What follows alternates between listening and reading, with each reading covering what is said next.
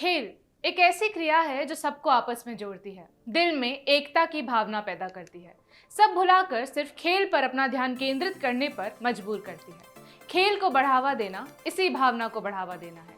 यही भावना है ओलंपिक्स की, जिसमें पूरे विश्व के 200 से भी ज्यादा देश हिस्सा लेते हैं।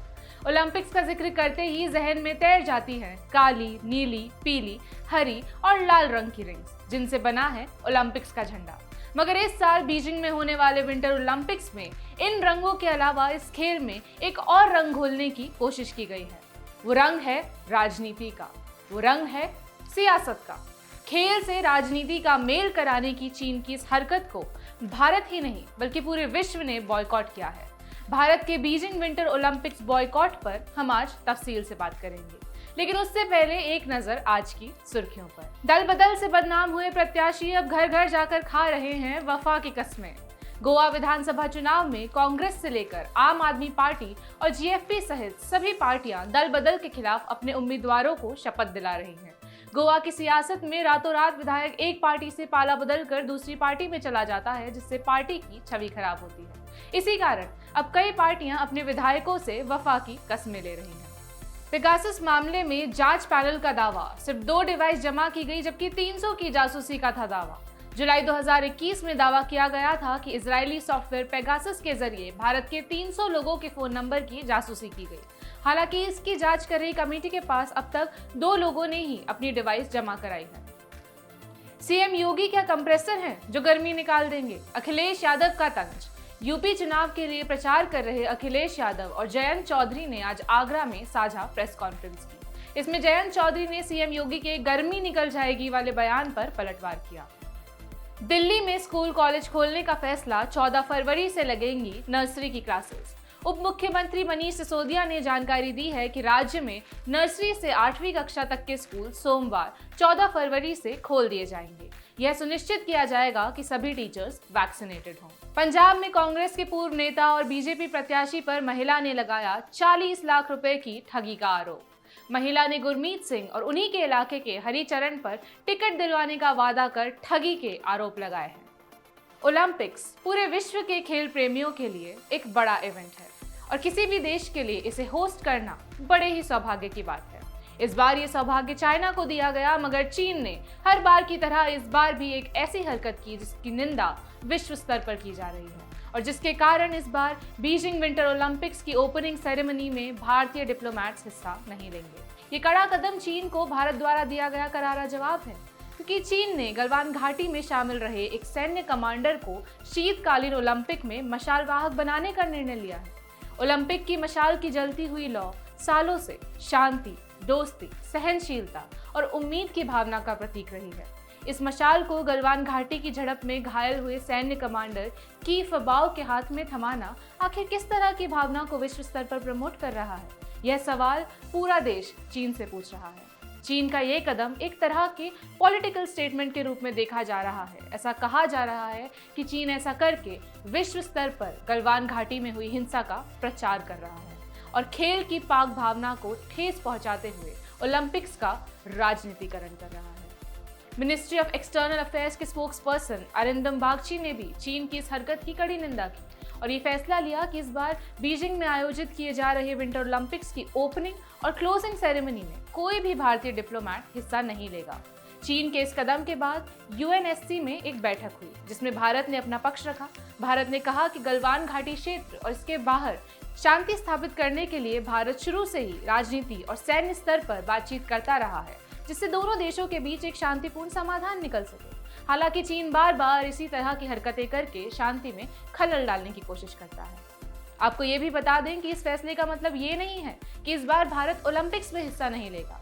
ये बात समझना जरूरी है कि ओलंपिक्स का जो इवेंट है वो चीन का इवेंट नहीं है। चीन सिर्फ इस बार के ओलंपिक्स का होस्ट है और होस्ट होने का संबंध सिर्फ ओलंपिक्स की ओपनिंग और क्लोजिंग सेरेमनी से है, जिसका बहिष्कार भारत ने किया है। चीन की इस हरकत की निंदा अमेरिका ने भी की है और ओलंपिक्स जैसे बड़े इवेंट को पॉलिटिसाइज करने का आरोप चीन पर लगाया है। इसके अलावा कनाडा, ऑस्ट्रेलिया, यूनाइटेड किंगडम और यूनाइटेड स्टेट्स ने भी बीजिंग विंटर ओलंपिक्स का बहिष्कार किया है और ये फैसला लिया है कि इस बार की ओलंपिक ओपनिंग और क्लोजिंग सेरेमनी में उनके डिप्लोमैट्स और गवर्नमेंट ऑफिशियल्स हिस्सा नहीं लेंगे। ये फैसला चाइना के ह्यूमन राइट्स रिकॉर्ड को देखते हुए लिया गया है। चीन पर शिनजियांग प्रोविंस में वहां के उइगर मुसलमानों को काउंटर एक्सट्रीमिज्म सेंटर्स में रखने का आरोप है, जिसकी निंदा करते हुए इन देशों ने यह फैसला लिया है। द मेल को दिए इंटरव्यू में चीनी पुलिसकर्मी ने बताया कि सुरक्षा बल के जवान शिनजियांग में बंद रखे गए जिन भी उइगर मुसलमानों को पकड़कर लाते हैं, उन्हें टॉर्चर के लिए कुर्सी से बांध कर रखा जाता है। उन्हें मारपीट से टॉर्चर देने की शुरुआत होती है। पुलिस के जवान उन्हें लात घूंसों से पीटते हैं और उनकी पीठ पर कोड़े बरसाते हैं। उन्हें इस कदर टॉर्चर किया जाता है कि इसमें लोगों की जान तक चली जाती है। इस सब पर चाइना का बस इतना ही कहना था कि वो तो बस अपने देश को रिलीजियस एक्सट्रीमिज्म से बचाने के लिए कदम उठा रहा है।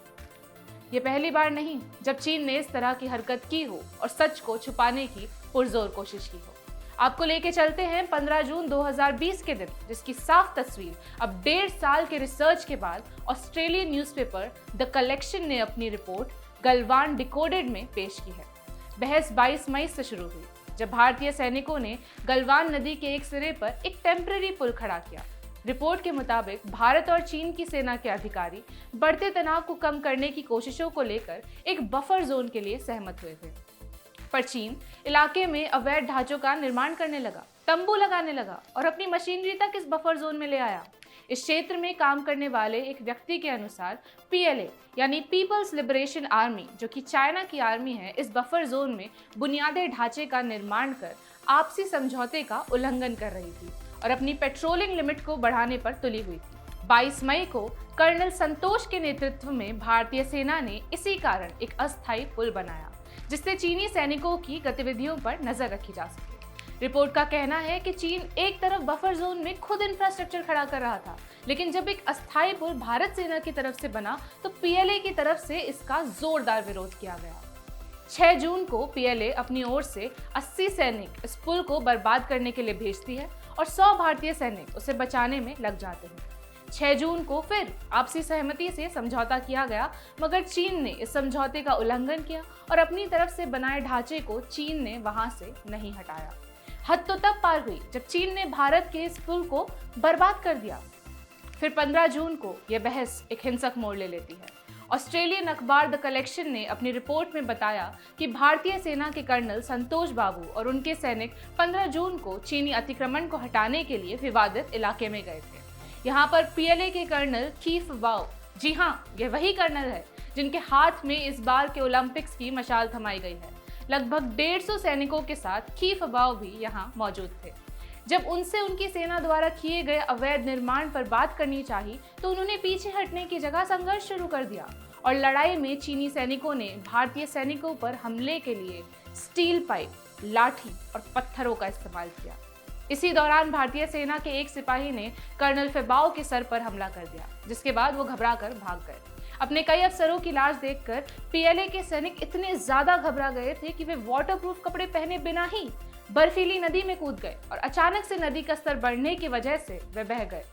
इस घटना को चीन ने बार बार अपने हिसाब से तोड़ मरोड़ कर पेश किया और पूरे नैरेटिव को बदलने की कोशिश की, मगर करीब 1.5 साल की रिसर्च के बाद पब्लिश की गई इस रिपोर्ट में कहा गया है कि चीन ने गलवान का सच छिपाने के लिए 2 अलग अलग घटनाओं को आपस में जोड़कर पेश किया। चीन ने गलवान में मारे गए अपने सैनिकों की सही संख्या कभी नहीं बताई और झड़प में मारे गए कुल 4 सैनिकों को पिछले साल मेडल देने का ऐलान किया, जबकि यह हिंसा इससे कहीं बड़ी थी।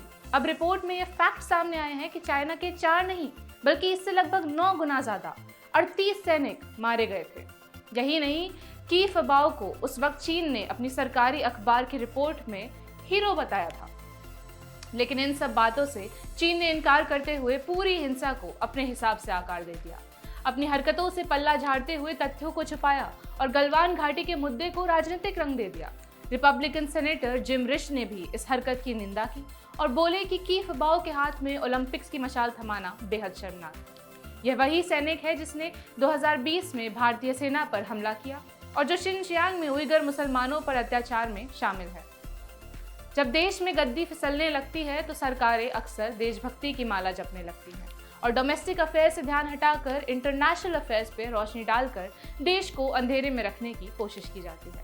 चाइना ने अपने इस फैसले से फिर एक बार अपनी तानाशाही और दादागिरी पूरे विश्व को दिखा दी है और पूरे विश्व को ये बता दिया है कि चाइना किसी भी हाल में दबने वाला नहीं है। जिन देशों ने इस बॉयकॉट का फैसला किया है उन्हें चाइना ने धमकाते हुए कहा कि ये देश अपनी इस हरकत का खामियाजा भरने के लिए तैयार है। यह थी आज की खास खबर और आप देख रहे हैं सेंस इंडिपेंडेंस। कल आपसे फिर मुलाकात होगी एक और अहम खबर के साथ। तब तक देखते रहिए सेंस इंडिपेंडेंस। मैं हूं आपके साथ रिशिता।